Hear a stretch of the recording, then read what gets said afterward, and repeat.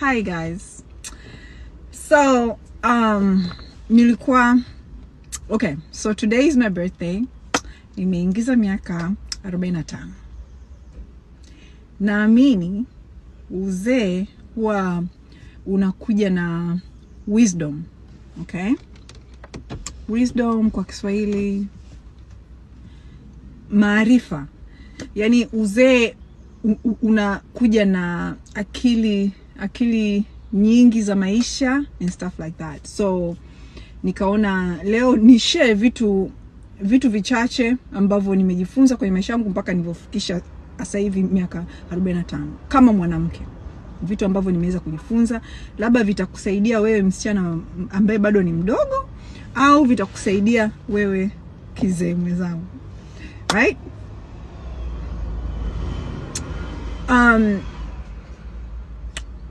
Cha kwanza ambacho naweza nikawashauri wanawake na wasichana wadogo, piga ua. Hata uwe mzuri vipi, uwe na tako kubwa vipi, uwe na ipsi kubwa vipi, uwe na nini na nini, kwenye maisha tafuta kipato chako, tafuta hela yako. Yaani lazima uwe na hela yako, usidepend hela ya mwanaume. Ukitegemea hela mwanaume kuna siku utajikuta uko barabarani. Yaani it doesn't matter una uzuri gani, tafuta hela yako. Yaani hata uwe na mwanaume tajiri wa dunia, umpate mwanaume tajiri wa dunia, tafuta cha kwako. Yaani wewe kama mwanamke ukikutana na mwanaume mwenye uwezo, usiombe kodi, usiombe kulipiwa kodi, usiombe kununuliwa handbag, usiombe kununuliwa kiatu, usiombe kupelekwa Dubai upige picha. Pambana yule mwanaume akusogeze kwenye, yani one step in your life. Pambana yule mwanaume akusimamishe uweze kusimama mwenyewe, kiasi kwamba kesho akiwa hayupo unaweza kusimama mwenyewe kwenye maisha, unaweza kujitake care mwenyewe. Yaani hiyo ndio iwe goal yako. Goal yako isiwe kulipiwa kodi or anything. Yaani kama ni biashara, kama ni kazi. Okay, I think nitawapeni labda mfano wangu mimi mwenyewe mdogo tu. Mimi nilivyo graduate chuo, kazi yangu ya kwanza Tanzania ilikuwa Stanbic Bank, right? I had a good job. Nilikuwa nalipwa 800,000 a month. This is 2006, 2005. 800,000 was a lot. Alafu bado nilikuwa naishi nyumbani, sina responsibilities, sina kodi, sina nini, alafu nilipwa 800,000 every month. Stanbic Bank. So baadaye nikaja nikapata kazi Dubai, Barclays Bank. Lakini kazi ya Dubai kwenye benki kubwa, lakini kazi nilikuwa naifanya kazi ilikuwa ni ya barabarani, kwenda kutafuta clients wa kufungua accounts Barclays, kufungua credit cards. Tulikuwa tunalipwa kimshahara base kidogo, hulipi hata kodi. Tulikuwa tunalipwa kutokana na tulikuwa tunalipwa kwa commission kutokana na wateja tunaowaleta benki. Yaani nilikuwa sina lile jua la Dubai. Nilikuwa ni office to what, hata afu gari sina. So yani it was, man. So but I had a plan kwamba no, haya hayatakuwa maisha yangu. I need a better job ambayo nitalipwa vizuri bila kuhangaika hivi. I need a job ambayo iko more stable. Okay? So kwanza kabisa nilikuwa si hang out sehemu za ushenzini. Huwezi kunikuta sijui Dera, sijui wapi. No, mimi ulikuwa unanikuta kule Jumeirah, Dubai Marina, hivyo. Mpaka one day I think I met someone. Akanipenda nini. He was the HR director of Limitless. Limitless ni kampuni ya Dubai World. Dubai World, the big company. Yeah, mimi nilifanya kazi Dubai World Limitless, but nilikutana na HR director wa Limitless. Limitless ni kampuni ya Dubai World that was dealing na real estate development. Yani that was their part ya real estate. I didn't want anything. Only thing I said was, jamani, mimi nimesoma, na ma degree, na work experience, naomba unipe interview. Naomba tu unipe interview. There. Within 2 weeks, yani I didn't ask you, naomba kodi, naomba nini? No. Within 2-3 weeks, I got an interview. Kwa vile nina qualification na nini. Within 2 weeks, nilikuwa nafanya kazi Dubai World. Nilikuwa nalipwa karibia dirham 10,000 na ushuzi a month, right? Na kwenye ile kampuni nilipohamia ndo nikakutana pia na my first husband, baba wake na Kenzo. Nilimmeet kwenye kampuni. Yani hivyo, but I already had a plan kwamba yani mtu yote akija kuniambia nakupenda ni nini, nataka tu anisaidie niweze kusimama mwenyewe kwenye maisha, anisaidie tu niweze kupata hela yangu mwenyewe, you know, that's all. Sio naomba hela kodi, naomba gari, naomba no. So na wewe kama bado huja yani wewe kama mwanamke strive, yani kwenye haya maisha strive. Hata kama utahitaji msaada wa mwanaume fine, kama utabidi yani ufanye whatever, lakini strive kusimama mwenyewe kwa maisha. Kama ni kuanzisha biashara yako, kama ni kupata ajira nzuri, ila haya maisha, hii naambia, haya maisha, kama wewe mwanamke huna kipato chako, maisha haya hutakaa uishi kwa amani, hutakaa uishi kwa raha. Na kugaranti, yani wewe utaishi tu maisha ya kuteswa na wanaume, kupigwa mateke. Yani wewe utaishi maisha yale ya kuvumilia upuuzi kwenye ndoa, kwenye relationship, kwa sababu huna chako. Mwanamke ukishakuwa na income yako, ukishakuwa na chako, yani there is a level of respect kwamba yani kwamba unayoipata yani kutoka kwa, kama ni boyfriend wako, ni mume wako, kwa watu waliokuzunguka. Yani there is jamani, money makes the world go round. That's it. Si tako, si nini, tafuta income yako. La sivyo utafika mpaka uzeeni bado unadanga. Bado unabanikwa na wanaume, bado no. Strive to have your own money. Hiyo ndio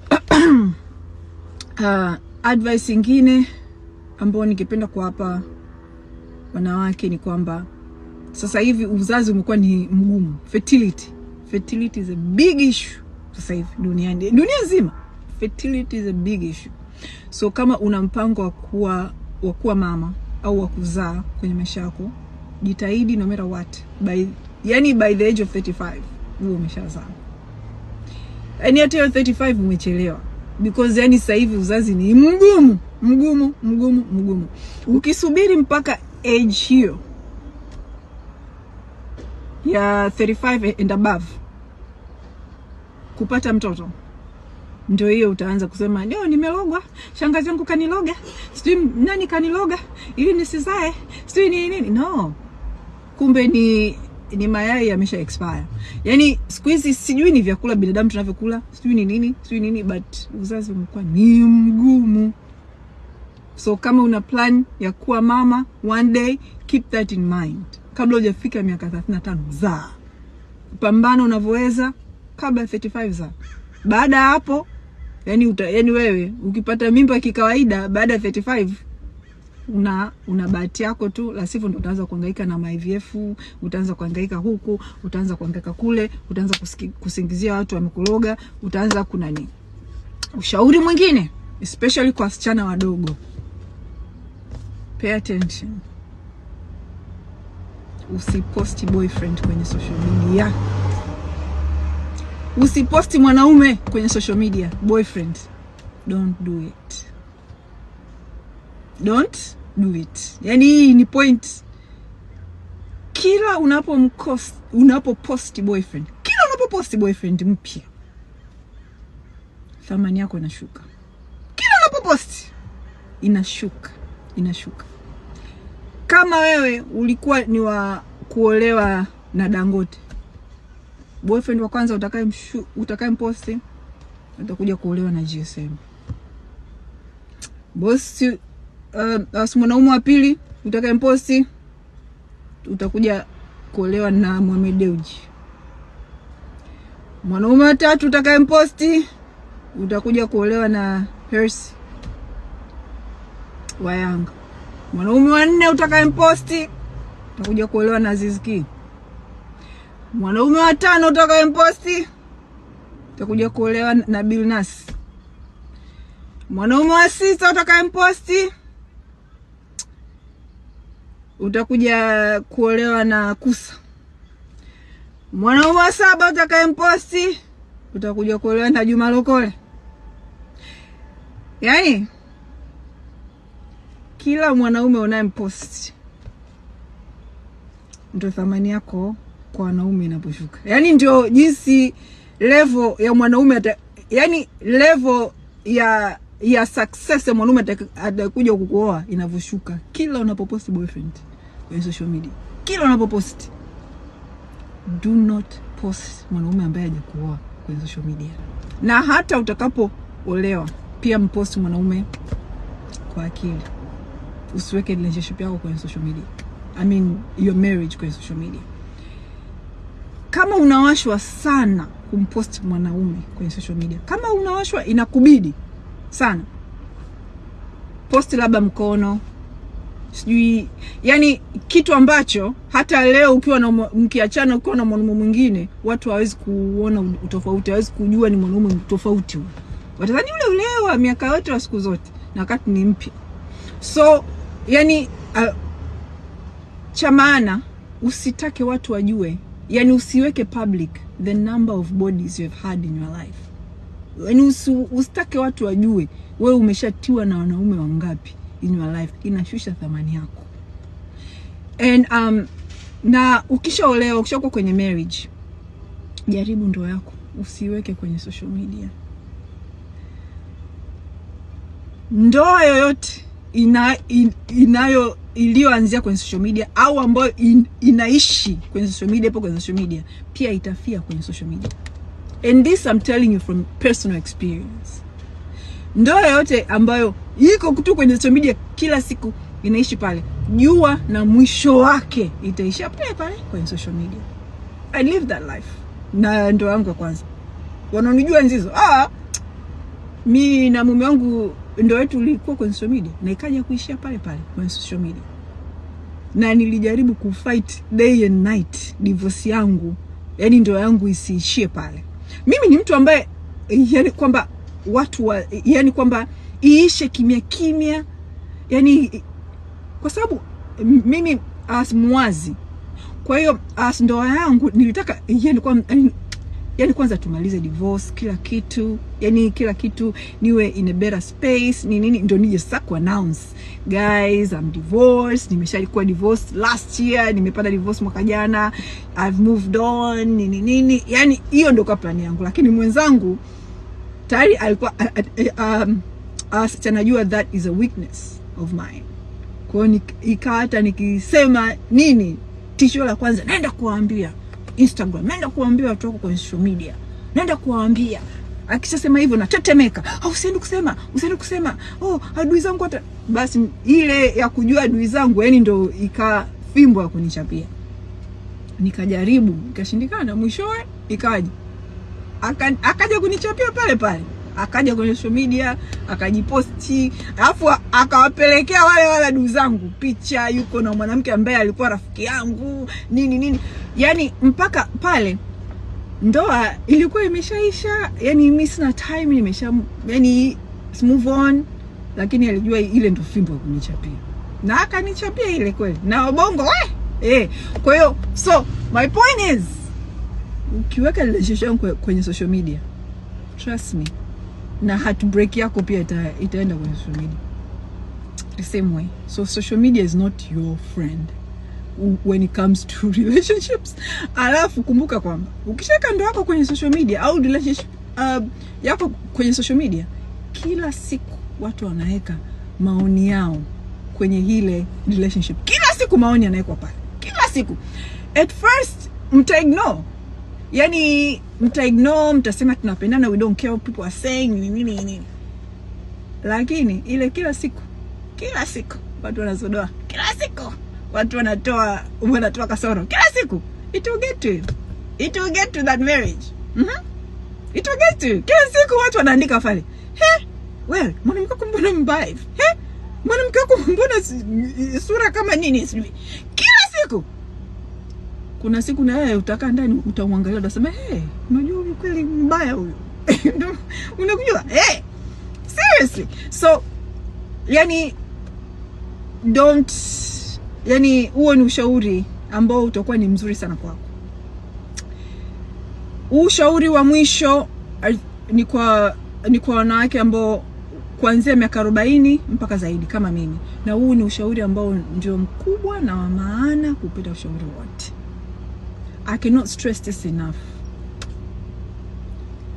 Utajiri wako baada ya kufikisha miaka 40 na kuendelea, utajiri wako wa kwanza ulikuwa nao hapa duniani, utajiri wako mkubwa hapa duniani ulikuwa nao ni afya yako.